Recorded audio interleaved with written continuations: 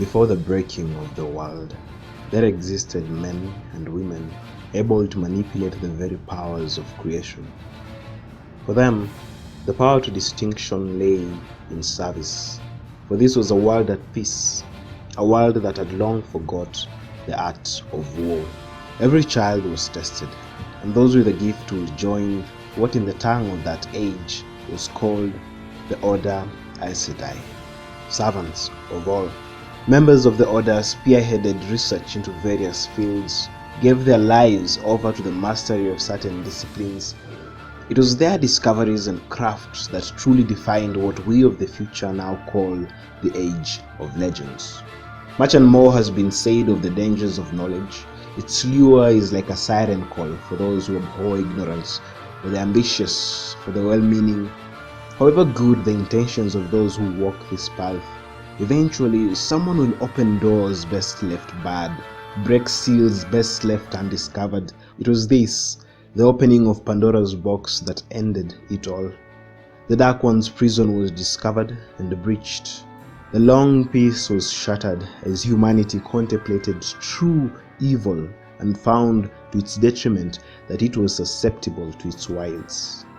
Madness, savagery, the bloody horns that mankind had shown off were returned to them. And the forces of the light and those of darkness faced off against each other for the fate of the world. The war of the shadow, a crimson haze that obliterated everything, the cities, the people, the culture and society. The Aes Sedai shed their passivity and fought for the survival of their world, under the leadership of Luce Therin Telamon, who the masses named Dragon Protector.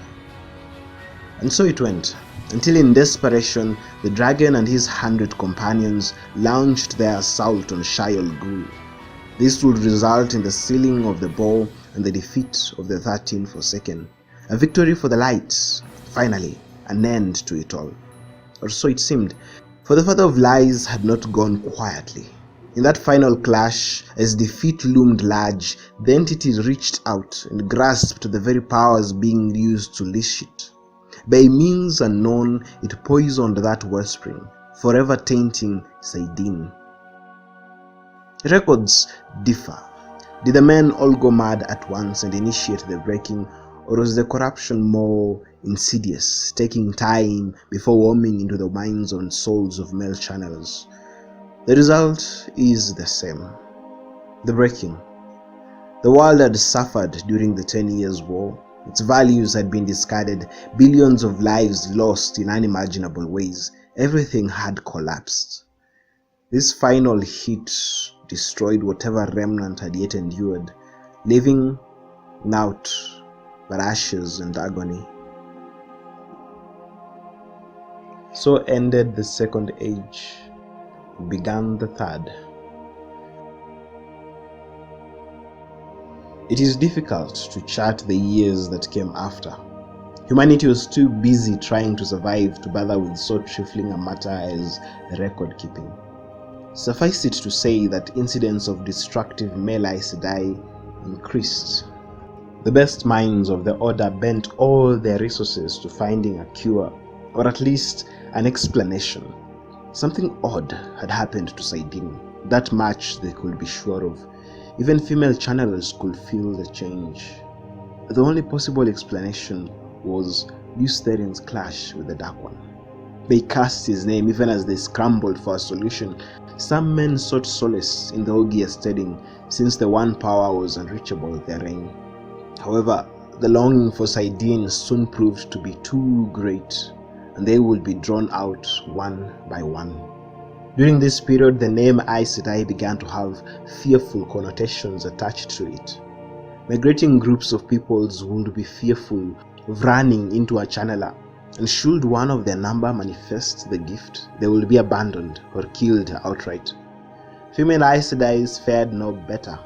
Having just survived the 10-year-long war of power, many would be crippled by the coming losses. Husbands, sons were lost to the taint on Saidin.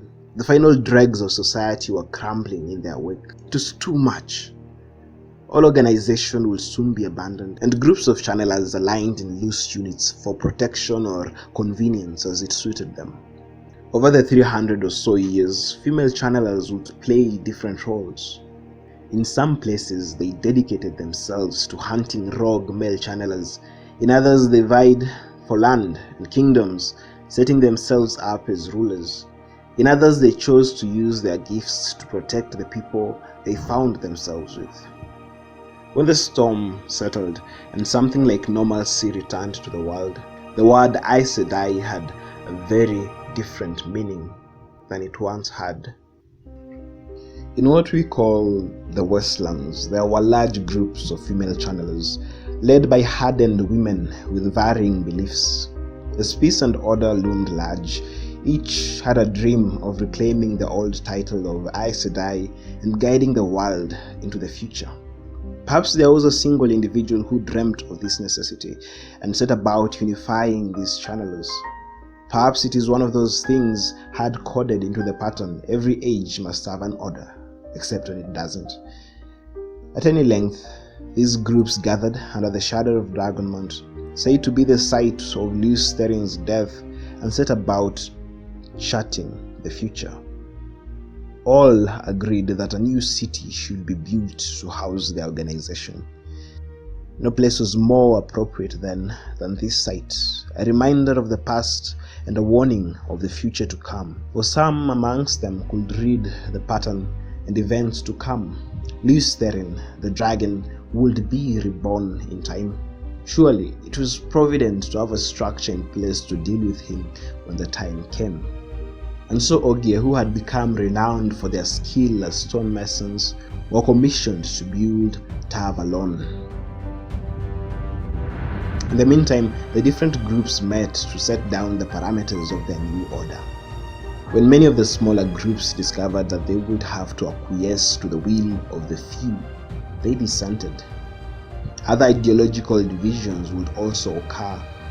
There exists a fragmented record of that original meeting, which lists 12 women, each sitting for their Aja, roughly meaning a group of channelers under their purview, and several others.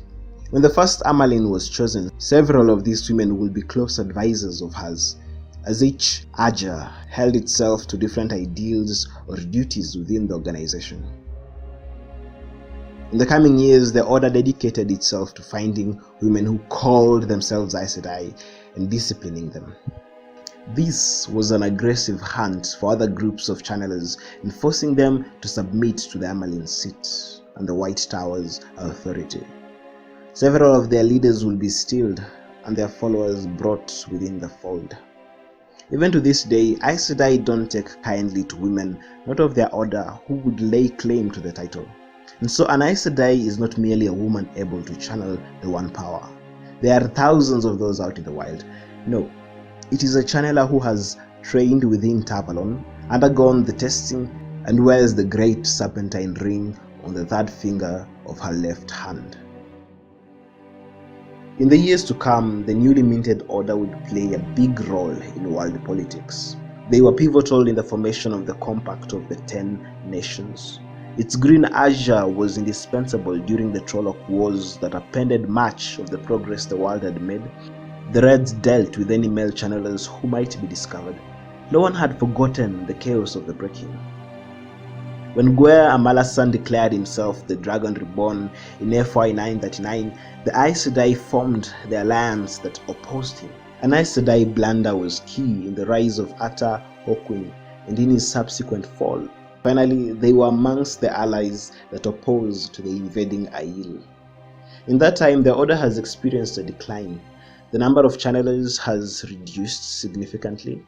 Its hold on the land and the various leaders has been shaky at times, and yet remains unquestioned. There has been rebellion and dissension within its ranks, but those records have been sealed. The Order is the undisputed overseer of all the world, secretive to a fault, flawed in many ways, and yet central to its stability. Now the times of prophecy are at hand. The dragon has been reborn. Nations and peoples await with bated breath to see what the future holds, what bonds shall be broken, what oaths sundered. One thing is clear, the order will have to guide this man. He cannot be allowed to upset the careful balance of powers, egos, and alliances they have set up.